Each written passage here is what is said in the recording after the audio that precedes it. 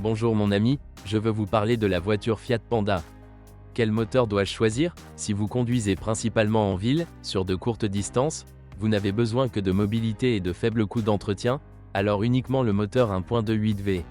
Sa simplicité, sa durabilité et son fonctionnement quasiment sans entretien, huile, filtre, courroie de distribution, rappellent les unités japonaises.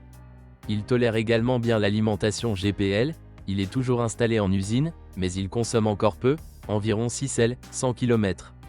Des défauts? Mauvaise performance. Il est difficile de dire quoi que ce soit sur le moteur 1.0 mild hybrid pour le moment, car il a été introduit récemment et il y a très peu de voitures équipées de cette unité sur le marché. Si vous voyagez beaucoup, même sur des itinéraires plus longs, cela vaut la peine d'envisager une durée plus longue. D'un côté, nous avons un bloc essence 0. 9 Twin Air plus agréable que le 1.2, qui génère plus de puissance, mais aussi de couple. Il est associé à une boîte de vitesse à 6 rapports. D'autre part, il existe un diesel 1.3 multijet très économique avec un couple encore plus élevé et des performances similaires, mais uniquement avec une boîte de vitesse à 5 rapports. Les deux unités sont modernes et beaucoup plus compliquées que la 1.2, donc à mon avis elle s'adresse uniquement à des personnes exigeantes. Ou à ceux qui recherchent un Panda 4x4. Le Panda 4x4 est presque un modèle à part. La Fiat Panda 4x4, proposée sous des noms tels que Cross, Trekking ou Climbing, est une voiture exactement la même que la Panda ordinaire, mais avec 4 roues motrices. Un embrayage multidisque est chargé d'engager l'entraînement de l'essieu arrière. Malgré son caractère urbain, la Panda 4x4 est excellente en tout terrain à condition d'avoir suffisamment de puissance. Dans certaines conditions, quand c'est très serré, c'est encore mieux que les vrais véhicules tout-terrain. La Panda 4x4 doit être traitée un peu différemment, car certains des inconvénients de ce modèle cessent d'être importants face à son énorme mobilité. Les Autrichiens, Italiens et Suisses vivant à la montagne achètent cette voiture pour ses qualités de traction. C'est sans aucun doute l'une des voitures tout-terrain les moins chères que vous puissiez acheter. La Panda 4x4 n'était proposée qu'avec deux types de moteurs, 0,9 essence et 1,3 diesel. À mon avis, une seule chose a du sens, c'est le diesel. Bien qu'il soit suralimenté, le moteur essence n'a pas assez de puissance pour rouler sur un seul meuble. Panne et problème de la Fiat Panda 3. En général, Fiat Panda ne présente aucune panne ni problème important. Plutôt, typique des voitures italiennes, des défauts mineurs qui n'affectent pas la mobilité. Des pannes de serrure, de poignées de porte, d'équipements, dont la radio, des ampoules grillées ou des amortisseurs arrière qui cognent sont autant de choses qui peuvent être mises en cause. Les utilisateurs vantent les pièces bon marché et l'excellente protection contre la corrosion. Parfois, ils se plaignent de pannes de direction assistée électrique, mais généralement parce qu'ils utilisent trop souvent le mode City. Il y a plus de nuances dans les moteurs.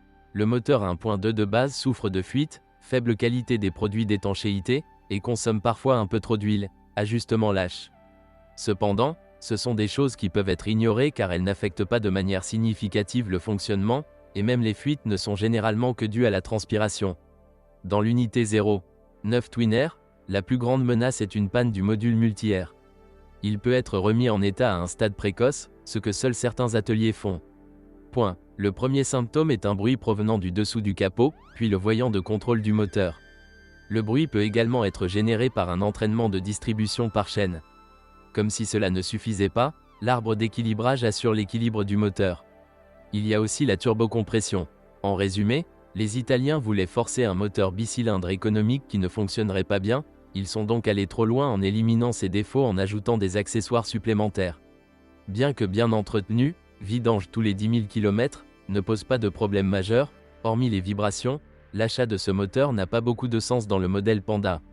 Cela correspond toujours au caractère de la Fiat 500, mais dans la Panda, il est tout simplement préférable de choisir le diesel. Le moteur 1.3 multijet n'est pas particulièrement gênant et, avec un entretien approprié, malgré sa petite cylindrée, il peut facilement supporter un kilométrage élevé. De plus, contrairement au 0,9 Twin Air, il consomme peu de carburant. Vous pouvez obtenir 4 L, 100 km avec une bonne technique de conduite. C'est vrai que la culture du travail n'est pas mauvaise, mais on peut s'y habituer. Bien sûr, comme il s'y est à un moteur diesel, il peut avoir des problèmes d'injection, de vanne EGR et de filtre DPF, mais les mécaniciens sont plus susceptibles de l'emmener dans un atelier que le 0,9.